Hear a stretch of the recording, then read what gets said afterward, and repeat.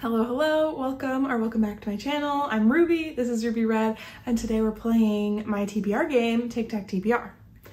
If you've never played with me before, it's very simple. I select 9 prompts every month and I put them into a 3x3 grid, a tic-tac-toe board, and throughout the month I try and read books that are going to fulfill those prompts and get myself a 3 in a row because I'm a mood reader, so I don't like to set my TBR before the month. I just fit things in as best as I can. And then at the end of the month, for every 3 in a row, I get a reward that can help me a little bit the next month. And if things start going too well, I have to give myself a challenge prompt, which can be quite challenging. So the first thing we're gonna do is talk about my February board and how I did.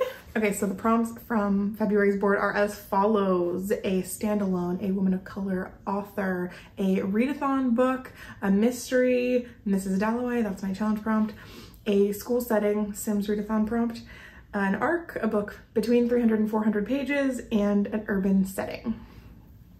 And here's how I did. First, I read a book with an urban setting, and that was Legends and Lattes, which takes place in a city, a fantasy city, but it's a city nonetheless. The next book I read was an arc, and that was Mortal Follies by Alexis Hall, and that book comes out in June, I think, and I talked about both of these and some of these other ones in a Finished 5 episode.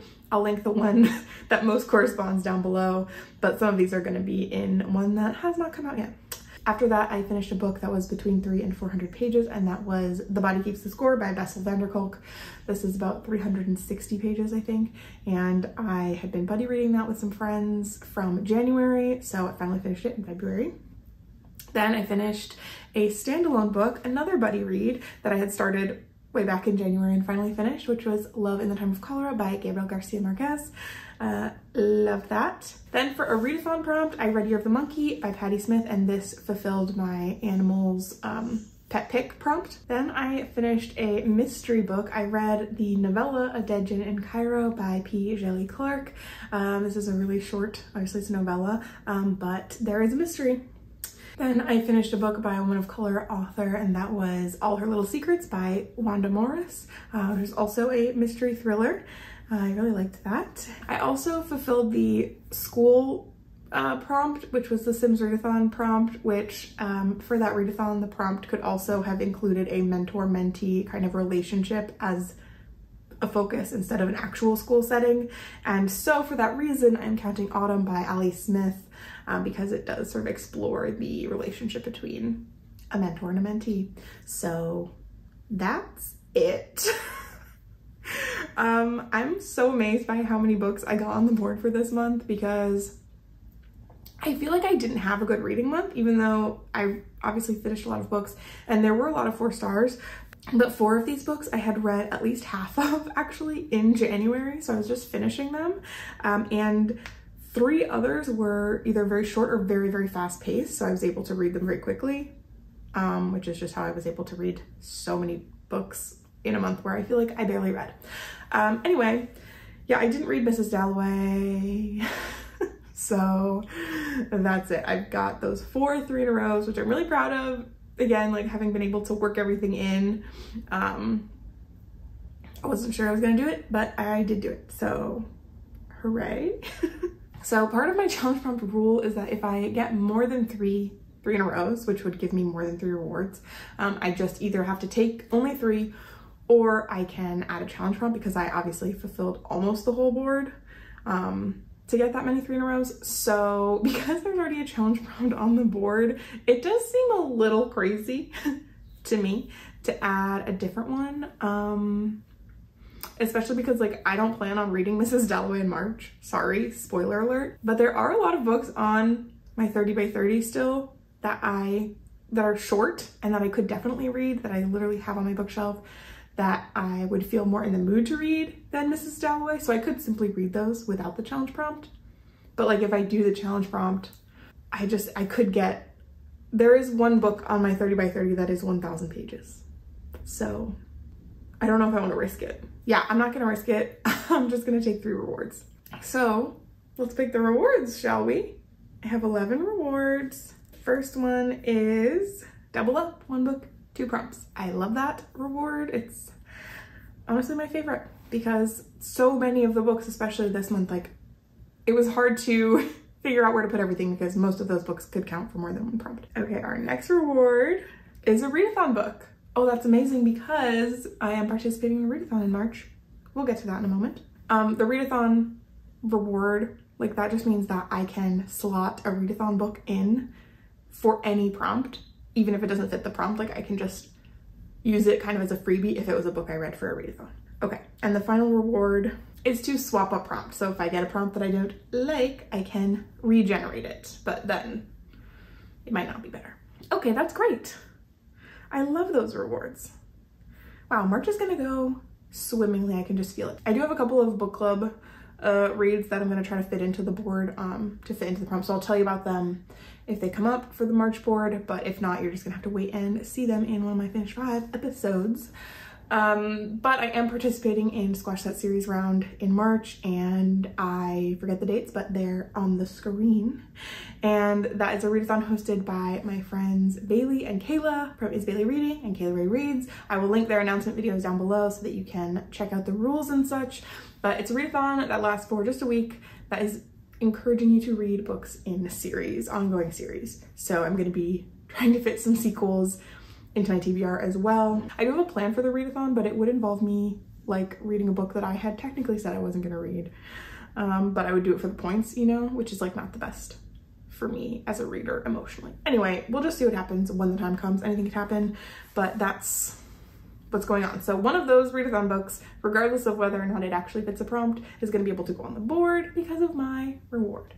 Wow. Let's generate some prompts. First of all, Mrs. Dalloway, she's staying where she is. We are down to 77 prompts. I continuously clean this out and shuffle the prompts so the numbers are different for no real reason. Okay, our first prompt is a book by a Black author, which I can definitely do because one of my book club books for my in-person book club is The Sex Lives of African Women, which I forget the author's name, but it was written by a Black woman, so done. I'm also planning to continue the Dead Gin Universe series. There are 2 more novellas and then a full-length novel, so if I read either of those novellas, those are both also by a Black author.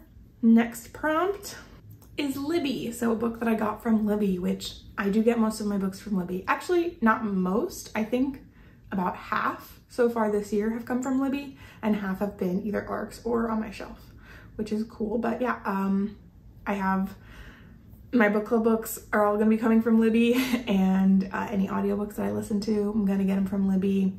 If I read more of the Dead Gin universe, that's coming from Libby. I love Libby, anything can go here, and because I have that double up, that's gonna make it certain that I get Libby. Okay, the next prompt is under 300 pages. Okay, hear me out. So like I've been saying, the Dead Gin Universe novellas, under 300 pages, but also I just got a notification that The Empress of Salt and Fortune, I think, by Nevo, I think that's the one that just came in, and that is also, I don't know if it's a novella, but it's a pretty short book, so I'm hoping to read that in March just because I am. Our next prompt is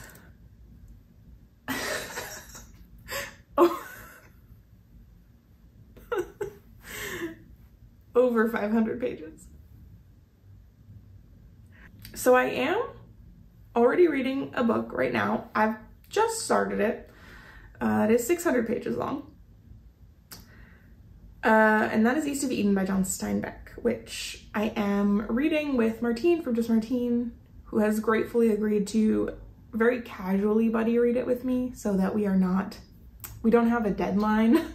We are just going to see how it goes, which I appreciate because the scheduled reading was kind of wearing me down, but I do still want to chat with her about the book as we read it. So that's great. And if I finish it in March, that would be great. But I'm definitely not going to just like say that I'm going to do that right now. Like I'm not making any promises about that happening, but it's possible. Okay, next prompt. Let's keep it moving. Okay. What? Sci-fi. Oh, that's fun. Okay, the only thing that I can think of is that I could read The Dead Gin universe, that is like, is it sci-fi? Could that count? Can someone tell me? I know that it's like, it's fantasy, but it has such steampunk elements. It's really a steampunk world. Does that count as sci-fi or no?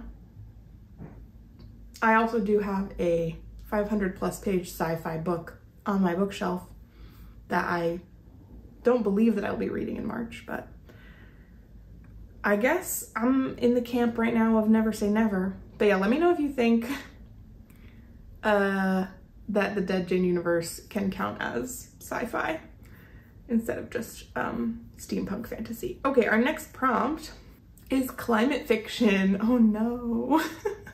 Okay, this is something I enjoy. So climate fiction is eco-fiction, fiction that has heavy themes regarding environmentalism, climate change, that kind of thing.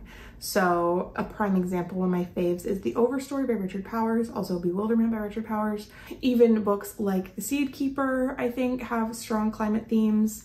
So I don't have anything like that on my radar right now, except for I did just hear about a book called Greenwood or something by Michael Christie, which is kind of similar to The Overstory and other, like, it's sort of a generational tale, but all centered around, I don't know if it's one specific tree or a specific kind of tree, but it's like sort of stories like surrounding trees. So that could be, I want to read that, but I just don't know. I don't know what's gonna happen in March. Okay, that one might actually be the one I swap. Oh, I might swap over 500 pages actually. Well, let's finish the prompts. Okay. Author is dead. So once again, I could read East of Eden. It's over there. I could read East of Eden for that. I don't think any of the other things I have on my Libby right now are by deceased authors, but I do have a bunch of classic-ish books on my shelf that are mostly part of my 3x3 list that I could probably find something, but this one feels also unlikely. I'm not feeling anything really. I've been giving a lot of 4 stars, but like that has just made me sad that I haven't given any 5 stars. And I'm just like I'm quitting so many books. Like for the amount of 4 stars I've given out, that same amount of books I have given up on, more than that even. So just a little bit lackluster, and I don't know if going back in time or going present, like current new releases, is gonna make me feel something. We'll see. All right, the final prompt for now is a fantasy, which I can definitely do because I know The Empress of Salt and Fortune is fantasy, and I'm pretty sure that's the one I just got. Oh, and sci-fi, I have Our Wives Under the Sea, which I've been like kind of reading, kind of not. It hasn't been gripping me, but I haven't decided to not finish it yet. And that is a science fiction horror book, maybe? Is it science fiction? Oh my God, I don't know anything. Okay, so these are the prompts. Who do I not like? I'm gonna swap that one. I'm gonna swap Author is Dead for Book with Flora on the cover. Oh, that's lovely. And I think that I can knock out my Shelf This book club pick, which is Briefly a Delicious Life. I think that's the title. It's something like that. And I'm pretty sure that has some sort of like plant something, a painting though, but of Flora on the cover. So I'm glad I swapped that because I feel like I can definitely do that. Although again, it's just so hard to have that Mrs. Dalloway in the middle. But I don't want to read it.